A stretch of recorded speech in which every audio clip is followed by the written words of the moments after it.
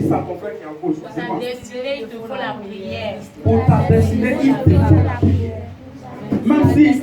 Même si ton frère là, il ne te parle pas avant en venant à l'église, mais il faut lui parler aujourd'hui là. Il faut dire pour ta destinée là, il te faut la prière. Amen. Alléluia. Amen. Alléluia. Amen. La prière, c'est quoi?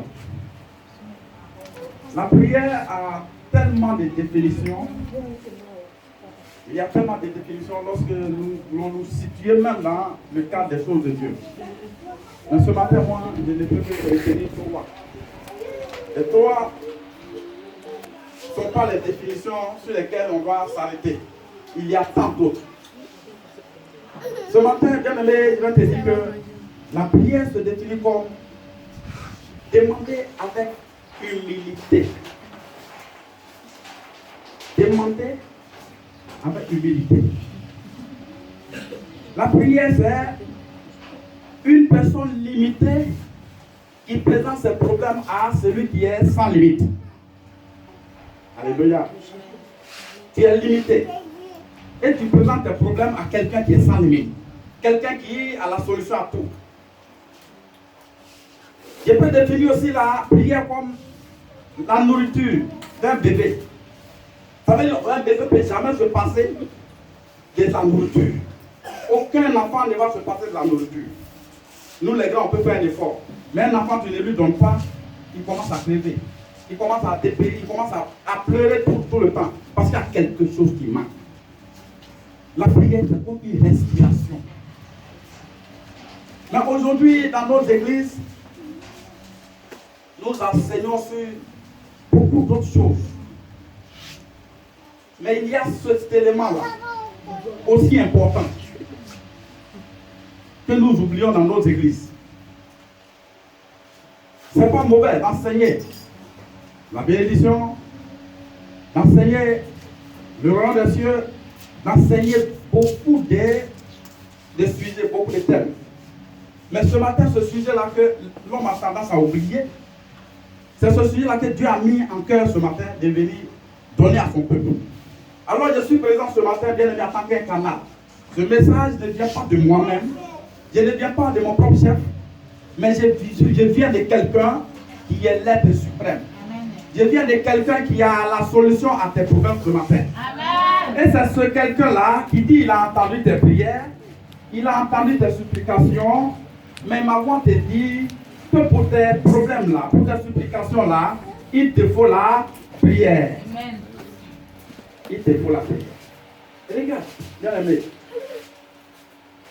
lorsque nous avons des soucis aujourd'hui, on a plus qui? Y a-t-il quelqu'un qui veut me répondre? Lorsque moi j'ai un problème, ça ici, je dis la pauvreté, il y a plus qui? C'est Dieu qui a plus. Bien, mais il faut qu'on réponde. C'est une question que j'ai posée s'il y a quelqu'un dans le peuple, parmi le peuple, qui veut répondre. Moi, s'il y a un problème aujourd'hui, j'accuse qui? J'accuse ma maman? J'accuse Satan? J'accuse Dieu? C'est qui on accuse quand on a un problème? Y a-t-il quelqu'un? Oui, ma fille. C'est Satan qu'on accuse. Que Dieu te bénisse, ma fille. Tu es une servante de Dieu. Quelqu'un a quoi une réponse? Oui. C'est une très bonne réponse aussi. Mais je trouve que la réponse que ma fille a donnée est encore plus meilleure que... Puisque le sorcier, c'est un individu comme nous. Mais l'esprit qui a habité le sorcier pour qu'il nous fasse du mal là, cet esprit-là, c'est lui qui est Satan. Amen. Le sorcier, c'est un parent comme nous. C'est pour ça que Dieu va dire, bénissez ceux qui vous maudissent. Vous avez appris que il faut œil pour œil, dent pour dent. Mais moi, Jésus-Christ, je vous dis ce matin, il faut bénir celui qui te maudit. Il faut faire du bien à celui qui te fait du mal.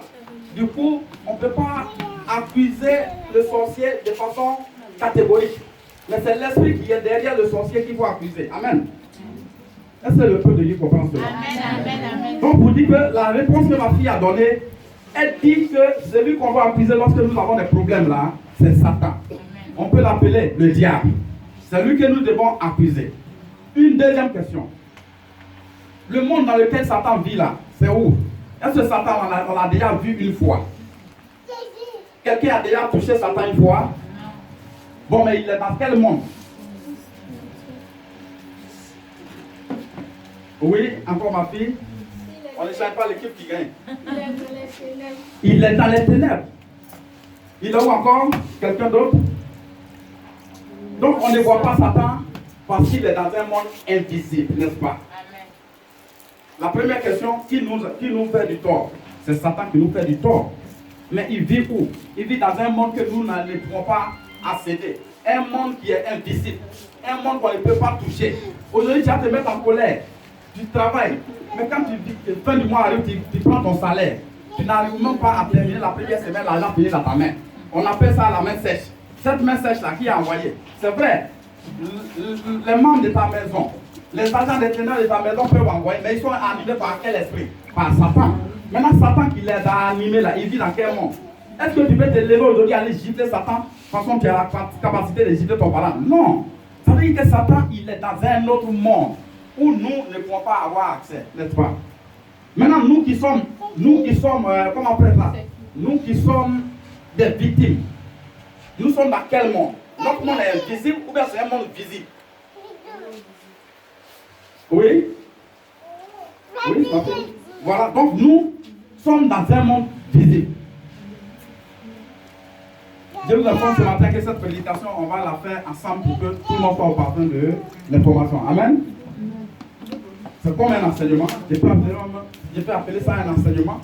Dans l'enseignement, lorsque nous sommes en classe, on permet à tout le monde de répondre, on échange, pour qu'au sortir de là, lorsqu'on demande qu'est-ce qui a bien pu se passer à l'église aujourd'hui, quel est le thème, qu'est-ce que tu as retenu pour que chacun soit à mesure de dire quelque chose. Parce que là, si on te pose une question que tu as réussi à répondre, lorsqu'on te demande, il y a eu quoi à l'église, vous avez parlé de quoi, automatiquement la réponse que tu as donnée là, c'est toi qui libères. Amen. Amen. Donc, nous avons dit que c'est Satan qui nous attaque. Et Satan vit dans le monde invisible où on ne peut pas avoir accès. Maintenant, nous qui sommes attaqués aussi, nous vivons dans un monde où on peut nous toucher, on peut se toucher, c'est un monde que tout le monde voit. Maintenant, ma préoccupation, voici ma préoccupation.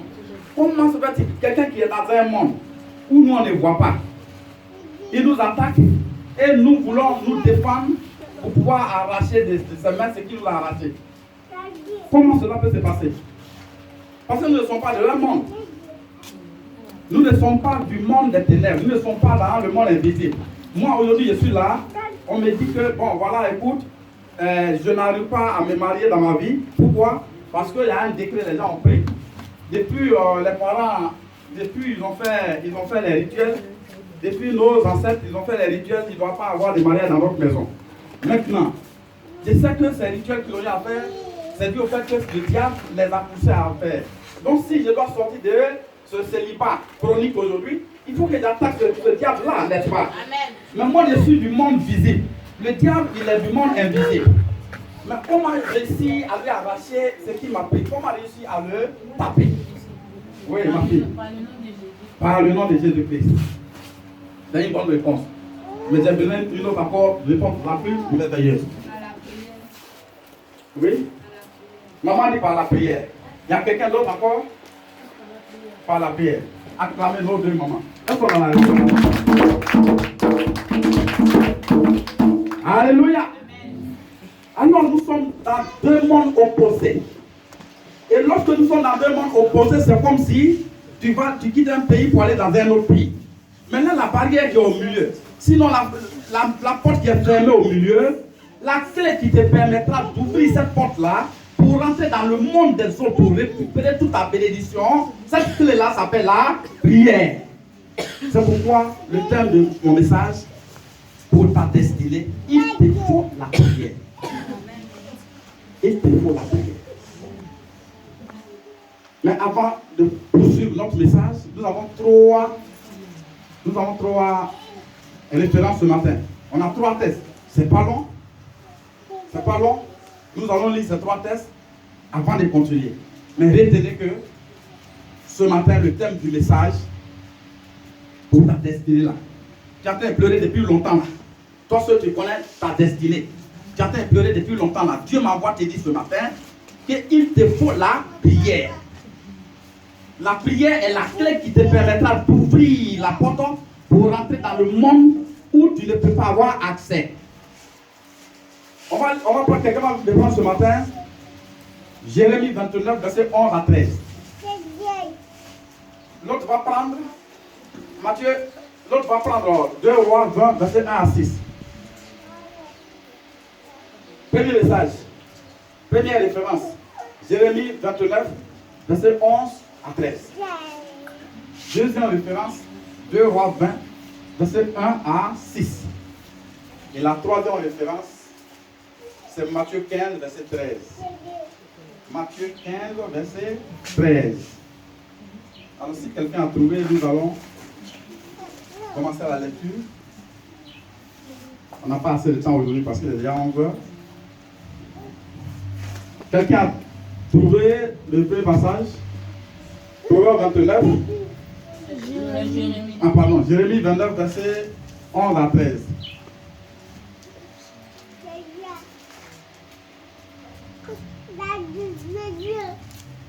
Jérémie 29, verset 11 à 13.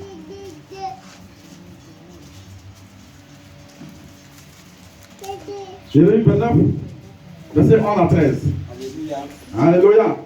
Je lis la parole de Dieu avec respect. Parole du Seigneur avec respect. Dans le livre de Jérémie, le chapitre 29, Dans Jérémie chapitre 29, à partir du verset 11.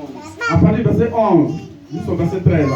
Car je connais les projets que j'ai formés sur vous, Car je connais les projets que j'ai formés sur vous, dit l'Éternel, dit l'Éternel, projet de paix et non de malheur, projet de paix et non de malheur, afin de vous donner un avenir et de l'espérance. afin de vous donner un avenir et de l'espérance. Vous m'invoquerez Vous m'invoquerez et vous partirez. et vous partirez. Vous m'invoquerez et vous partirez. Vous me prierez Vous me prierez et je vous exaucerai. et je vous exaucerai. Vous me chercherez Vous me chercherez et vous me et trouverez. vous me trouverez. Si vous me cherchez de tout votre cœur, Si vous me cherchez de tout votre cœur, je me laisserai trouver par vous. je me laisserai trouver par vous. Je pense qu'on va se laisser au niveau de votre cœur. Alors, c'est l'Éternel, notre Dieu, qui parle ici.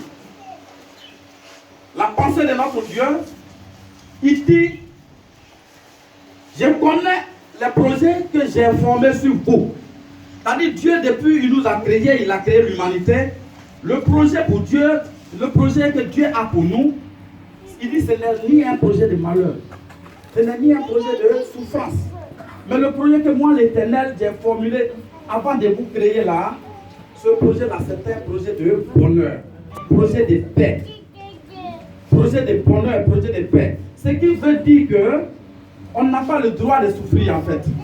Parce que celui qui nous a créé, la seule chose qu'il nous a donnée, c'est la paix et non les pleurs. Mais voici que les premiers hommes, voici que nos premiers parents, Adam et Ève, de façon volontaire, la bénédiction que Dieu a donnée, ils vont prendre cette bénédiction pour mettre ça dans la main de l'ennemi. Est-ce que le peuple de Dieu me suit? Amen. Nous avons un Dieu qui a un seul projet en main. Il dit, mon projet là, vous devez vivre que de la bénédiction. Mais Dieu nous crée et nous maintenant qui devons conserver cette bénédiction là, nous qui devons sécuriser cette bénédiction, on prend la bénédiction et on remet dans la main de l'ennemi. C'est quelle gentillesse ça? Ça, on est méchant contre nous-mêmes. Maintenant, Dieu, là, lui, il a déjà fini de faire pour lui. Il a déjà fini de nous donner. C'est comme un père, il vient, il paye un morceau de pain, il te donne. Mon fils, voici ton déjeuner qui est là. Maintenant, toi, à ton tour, au lieu de prendre ce déjeuner pour qu'il serve à te garder jusqu'à midi, le petit déjeuner, tu prends tout et tu remets à ton voisin. Tu remets à ton camarade. Du coup, tu crèves maintenant, tu as faim. Mais est-ce que ce père-là, tu penses que si tu es en train de pleurer, tu penses que ce père-là, il va pas encore te donner? Non. Parce que s'il prend pour te donner, ça devient trop facile. Alléluia. Parce qu'il va passer tout le temps à donner sans tout le monde que tu prends conscience. Or, notre Dieu, il est celui-là qui n'a pas créé des faibles. Il nous a créés pour que nous soyons vivants. Donc Dieu va observer. Puisque lui, sa volonté, c'est pour que nous soyons heureux. Nous avons pris cette joie pour donner à l'ennemi. Dieu, il croise les bras maintenant et il nous regarde. Il veut que nous fassions nous-mêmes notre propre effort pour récupérer ce qui nous appartient. Alléluia. Alléluia. Donc Dieu veut que nous prenions des dispositions pour récupérer ce qui est notre droit. C'est pourquoi je vais t'inviter bien aimé à lire le deuxième passage. 2 Rois 20, verset 1 à 6. Notre bonheur, nous avons cédé notre bonheur. Maintenant, on va lire 2 Rois pour comprendre. Alléluia. Amen. Je lis la parole de Dieu avec respect dans le livre de 2 Rois 20, verset 1 à 6. 2 Rois 20, verset 1 à 6. En ce temps-là, Ézéchias fut malade à la mort. Ézéchias fut malade à la mort. Le prophète Ésaïe, fils d'Amoz, vint auprès de lui et lui dit, Ainsi parle l'Éternel. ainsi parle l'Éternel. Donne tes ordres à ta maison, Donne tes ordres à ta maison, car tu vas mourir car tu vas mourir et tu ne vivras plus. et tu ne vivras plus. Tu mets un point là, on va expliquer un peu. Voici un roi de Juda, qui tombe malade. Oh, Dieu nous a créés là, on ne devrait jamais tomber malade. Dieu nous a créés, on ne doit pas être déprimé. Mais voici que nos ancêtres, voici que nos dévanciers, nos pères, ils ont pris cette bénédiction-là pour remettre. Du coup, on est appelé à tomber malade. Mais voilà quelqu'un qu'on appelle Ézéchias, qui va comprendre la logique de Dieu. La Bible dit que Ézéchias est malade. Ézéchias étant malade, Dieu envoie son prophète pour dire à Ézéchias que là où tu es couché, cette maladie, Dieu me dit que la maladie va t'emporter. Cette maladie-là, ce n'est pas pour que tu vives, tu vas mourir. Bien aimé, ça aurait été toi, quelle disposition tu allais prendre? Ça aurait été nous aujourd'hui. Lorsque Dieu lui-même vient pour dire, c'est fini, moi je t'appelle, tu viens vers moi. On commence à rédiger des testaments. On commence à dire au revoir à tous nos parents. On commence à dire au revoir, à pleurer, à déprimer, à mourir avant la date. Mais Ézéchias n'a pas compris ce message comme ça. Pour Ézéchias, le Dieu que nous adorons, il est celui-là qui est sans limite. Amen. Pour Ézéchias, Dieu peut dire oui aujourd'hui, et le même Dieu qui dit oui, il peut dire non demain. Parce qu'il est souverain. Alléluia. Amen. Alors Ézéchias, vous allez comprendre sa réaction par la suite. On continue la lecture.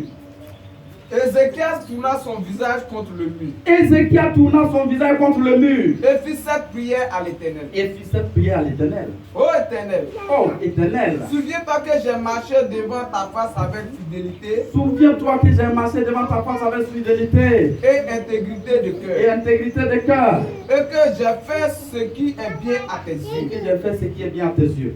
Et Ézéchias répandit d'abondantes larmes.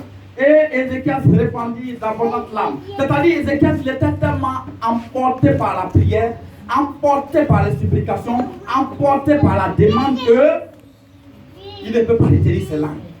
Il dit non, il ne peut pas retenir ses larmes. C'est comme Jésus-Christ à Gethsemane.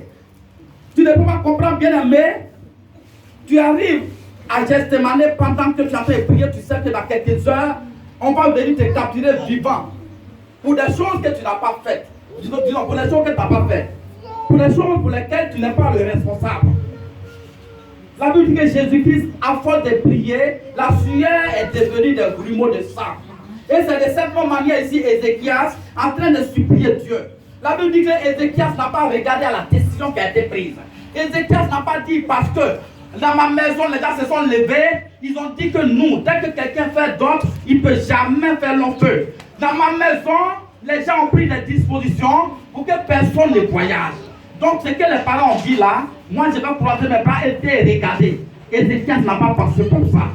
Le prophète qui est la parole de Dieu, le prophète qui est l'envoyé de Dieu, le prophète dont nous ne pouvons pas douter des propos, Dieu l'envoie vers Ézéchias, mais pour Ézéchias, Ézéchias voit au-delà du prophète. Ézéchias voit Dieu qui est derrière le prophète. Et lorsque Ézéchias voit Dieu qui est derrière le prophète, il sait que c'est un Dieu qui est rempli de bonté. C'est un Dieu qui est amour. C'est pourquoi vous allez voir ici que Ézéchias va s'incliner et implorer la grâce de Dieu. Juste à ce qu'il n'arrive pas à retenir ses larmes. On continue la lecture. On va voir ce qui va suivre. Ésaïe Esaïe. qui était sorti Esaïe qui était sorti n'était pas encore dans la cour du milieu. n'était pas encore dans la cour du milieu. C'est-à-dire c'est comme une grande cour. On rentre dans cette maison-là, on finit de parler à quelqu'un. Au moment où tu es en train de sortir, tu n'as pas encore franchi le grand portail. Oui. Lorsque la parole de l'Éternel lui fut adressée en ces termes. Lorsque la parole de l'Éternel lui fut adressée en ces termes, retourne et dis à Ézéchias, chef de mon peuple, ainsi parle l'Éternel, le Dieu de David, ton père. J'ai entendu ta prière, j'ai vu tes larmes, voici, je te guérirai, le troisième jour, tu monteras à la maison de l'Éternel. Bien aimé, ce matin, que notre Dieu qui est en tant qui exauce, attend ta prière qui s'exauce ce matin au nom de Jésus. Amen. Notre Dieu qui, lorsqu'il te regarde, les mauvaises choses quittent ta vie, que son regard croise ta vie ce matin au nom de Jésus-Christ. Parce que ce que je sais dans la Bible, c'est que dans le Nouveau Testament, dans la Nouvelle Alliance, il est dit, lorsque Jésus-Christ se voit, il prend compassion et il agit. Alléluia. Et Jésus-Christ de Nazareth, il te voit ce matin. Il te voit de cette manière, il a vu le vieillard là qui était à la piscine de Bethsaida depuis 38 ans. Amen. Ce matin, le problème qui est en train de te conduire, qui est en train de te traumatiser, que Dieu qui vient du ciel, le Dieu d'Abraham, d'Isaac et de Jacob, ce matin qu'il opère le miracle dans ta vie. Qu'il opère le miracle dans ta vie. Parce que le diable ne peut pas régner tous les jours. Et c'est pourquoi Dieu m'envoie ce matin pour te dire, bien-aimé, le diable est en train de régner sur ta vie. Le diable est en train de prendre ta vie comme un ballon de football. Parce que tu ne sais pas qu'il te faut la prière. Alléluia. Il te faut la prière. Même si quelqu'un t'appelle téléphoniquement que tu ne connais pas le numéro. Bien aimé, il faut prier. Tu as de l'argent, tu veux donner à quelqu'un, bien aimé, il faut prier. On te remet de l'argent, bien aimé, il faut prier. Bien aimé, la prière est la respiration d'un enfant de Dieu. C'est pourquoi vous allez comprendre que Dieu va dire. Il va dire dans 1 Thessaloniciens 5, verset 17, de prier sans cesse. C'est comme s'il dit respirer sans cesse. Personne ne peut arrêter de respirer de lui-même. Si ce n'est pas la mort. La prière, c'est la respiration d'un enfant de Dieu. Nous avons de véritables problèmes parce que nous pensons que nous prions. Mais nous ne prions pas. Continue la lecture, bien aimé. Verset 6. Au verset 6, dernier verset. J'ajouterai à tes jours 15 années. J'ajouterai à tes jours 15 années. C'est bon. Assieds-toi. Je ne sois béni au nom de Jésus-Christ. Voilà Dieu qui a décidé. Dieu qui a décidé, qui dit, maladie là, moi l'Éternel, c'est moi, je détiens ta vie. J'ai dit que cette maladie doit t'emporter. Mais Ézéchias n'a pas regardé, il n'a pas vu ce qui est sorti. Pour lui, il est en face d'un Dieu qui est capable de tout. Il est devant un Dieu qui peut dire à Ézéchiel, regarde ses os, il faut prophétiser sur ses os. Parle à ses os. Et Ézéchiel, sur la base de la parole, de l'ordre de Dieu, il va parler sur ses os. Il va prophétiser. Et la Bible déclare que les os vont commencer à se rassembler. Les os, l'os de tibia, tout ce qui est tête, les crânes, ils vont commencer à se rassembler jusqu'à former l'homme. Et Dieu apporte des quatre coins du monde. Le vent va souffler et le souffle va rentrer. Ce Dieu-là, il n'est pas incapable.